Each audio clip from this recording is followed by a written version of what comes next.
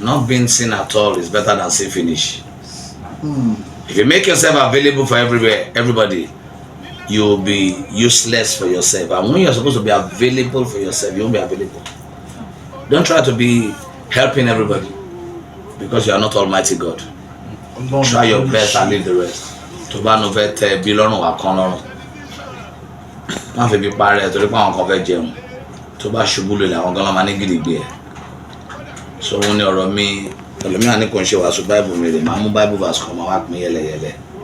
Ẹni tí bá pàdé àbí wọ́n máa pè mí ní Abuja kí ni mo fẹ́ bá wọn sọ. Ṣé bá pàdé Bọ́lá Tinubu l'Abuja? Mi ò lọ Abuja. Ẹni tó bá pè mí máa lọ wọ́n tẹ́gbẹ́ bàbá mi náà. Àbíkọ́ wá síbí.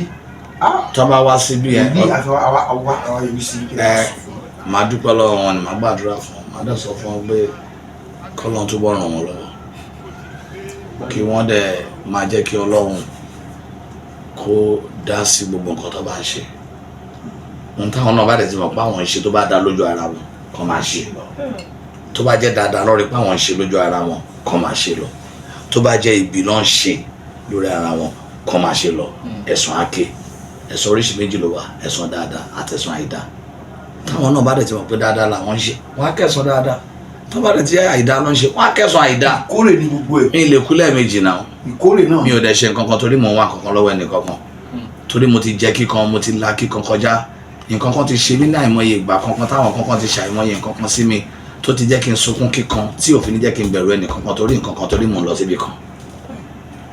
Ìkórè ní gbogbo ẹ̀ bọ̀ kí mo máa sáré tẹ̀lé wọn torí mò ń wá opportunity àbí mò ń wá help àbí mò ń wá contract ibo ni ìrànlọ́wọ́ yóò àti wá ìrànlọ́wọ́ yóò tọ́ Olódùmarè wá ọba tó dàrún àtayé mi ò ní sáré tẹ̀lé wọn mi ní sáré tẹ̀lé ọmọ wọn torí ọba ni mi mo lè kéré in every kid there is a king.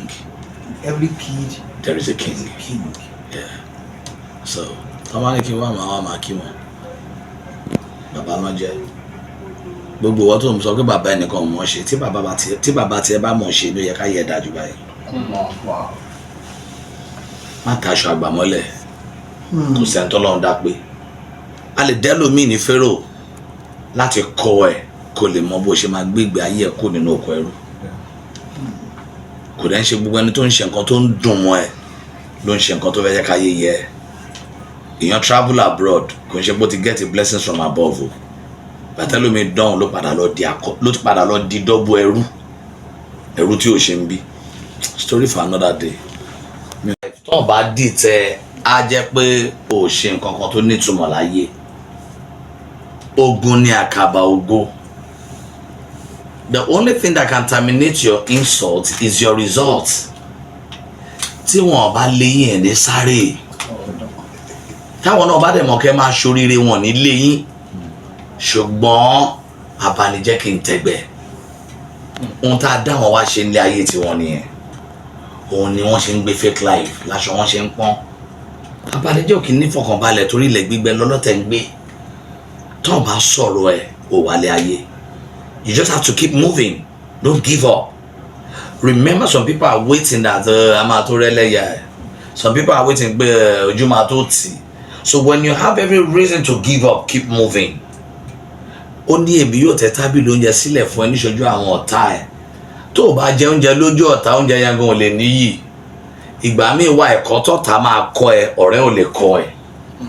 What problems will teach you, comfort cannot teach you. When you're comfortable, everybody will be your friend. Everybody will be your friend. Well, when you face challenges, that is when you will know your friends. So choose wisely, be thankful for what they're doing. Make sure you are producing results. Make sure you are moving forward all the time. Make sure you have a mentor, you have a coach. Make sure you are decisive about where you're going. Don't pay attention to them if you want to enjoy your destination, because you are the one who's got revelation about your destination. Mi ò lọ Bible school, mi ò lọ school of theology, mi ò lọ university, mi ò lọ polytechnic. I developed myself. It's called personal development. I have written books and I'm reading books. I'm reading books a whole lot. This book is crazy. What is wrong with being black? That is why I'm so proud to be a black man. I read about identity here. If you know about your identity, about boy, Tombano Okuru, Bible sọ pé lo and behold. Ẹni tó ga tó sọ pé Okuru, ìwọ náà sọ pé agùnmá nìyé, akuru yẹjú. Am I correct? Right. So bọ́lọ̀ ń ṣe dá ẹ tó bá mọ value ara ẹ ò ní wòyàn kankan débi pé nǹkan tẹ́nìkan sọ àwa disturb bí tó ń lọ láyé wọn onúra wọn ni. So anyone that is listening to me, don't run away from journalists if you know your hands are clean. Don't beg any journalist to cover you up. Learn from your mistakes, correct it. If not for journalism, there wouldn't have been information that would bring about transformation. I'm not against it. Now, because the insurance, we were at our journalists and the Boa. Àwọn kó àtọ̀pẹ̀rẹ̀ àwọn blogger o àwọn yẹn náà lórí ẹ̀rọ ayélujára bàbá yìí bóyá rí ẹni irú etí àwọn yẹn náà mọ ẹnìkan dé ẹnìkan sẹ́nìkan àwọn blogger àwọn irú ìta ṣe lọ́wọ́ yẹn fún àwọn tí ń download ẹ̀ báyìí. ṣe mọ̀ pé ohun tó fà á wọn ò kí kú ní ṣe mọ̀ pé ohun tó fà á ẹ tẹ̀ dúpẹ́ ẹ mọ̀ kí ẹ ti máa fi dúpẹ́ ni pé ṣé ohun tó post yẹn ó ṣàfún ẹ lóúnjẹ kò sí wàhálà ẹlòmíì ó pè ẹ kó má jalè kó ṣerú yẹn. bọ̀yẹn náà bí ẹni pààyàn náà ni ẹ máa gbọ́ ẹ máa gbọ́ ṣe mọ̀ pé ọ̀pọ̀lọpọ̀ ènìyàn wọ́n ní òṣìṣẹ́ wà lọ́rùn ẹni tó jẹ́ ó wà ní ìbòjì. ẹni tó wá ń ṣe yẹn gangan ni kò fọgbọ́n sí màá sọ̀rọ̀ fún ẹ níjọ́ mi tá a bá máa sọ̀rọ̀ pé onínúure ṣọ́nà máa ń kó yọ láéláé gbogbo onínúure kọ́ lọ́lọ́run kó yọ onínúure tó bá nínúure àgọ̀ ọlọ́run ò lè kó yọ. o mọ̀ ọ́ wẹ̀ èèyàn wá jábọ́ sódò odò tí ń gbé lọ wá ní kò help òun kóun jáde ìwọ náà wá nọwọ́ sí wá so mọ́ ẹ̀ onítorí onínúure o mọ̀ ọ́ wẹ̀ òun náà máa fẹ́ sódò ẹjọ́ máa kú pọ̀ ni o. báwo ló ṣe fẹ́ ṣe tó bá fẹ́ yọ̀yàn lódò na ọ̀pá sẹ́ni yẹn tó bá na ọ̀pá sí á máa di ọ̀pá yẹn mú á máa jáde bọ̀ tó bá dẹ̀ ní pápá ọ̀ká mọ́ jọ ọ̀pá lẹ̀ wọ́kọ́ ló ti sódò kó má lọ sọ pé onínúure ọlọ́run máa kó yọ tó bá kúkú ẹ̀sìn òkúkọ àgọ̀ nìyẹn. So ẹ̀yin náà tẹ́ fẹ́ kán kọ́ọ̀tì nǹkan yín ẹ má máa sábà ṣe live. tó bá sọ pé you are happy, followership is different from fellowship. That they are watching you does not mean they like you. ẹlòmíì mi ò ṣe ọkọ mọ mi rí o ó kàn hate mi ẹlòmíì ò ṣe ó kàn hate ẹ bá a ṣe dálé ayé nìyẹn 30% àdálé bá ti love ẹ fi 20% ilẹ̀ fún wọn olófo ò lè láìka ológo olódo ló bí olódo tán fi bí olófo òun lọ̀rọ̀ wọn fi ń jẹ́ ọ̀fọ̀ tán ń ṣe nínú òfo tán pàpàṣà tán fi ń kórìíra ẹni tó lógo fi wọ́n lẹ̀ ìwọ náà tó wá that's how to manage your content. Do your content ẹ farabalẹ̀ ẹ dìtẹ̀ ẹ fi watermark yín lé lórí kí ló kó bá Nigeria movie wọ́n ti ya movie tán Monday wọ́n ti gbé sí Nigeria Tuesday American movie ṣe ń ya tiwọn lọ 2 years ọdún kan wọ́n ṣe ń ya lọ máa wo movie tó jọ eré ìwé káníwọ̀ ní bàbá yé ó gbá mi létí o kí ló dé inú ń bí mi nì mo ti kú o ṣé fíìmù ni because movie tèmi gan ti máa jáde very soon. so lákòótán okay. àmì àti ìkótán.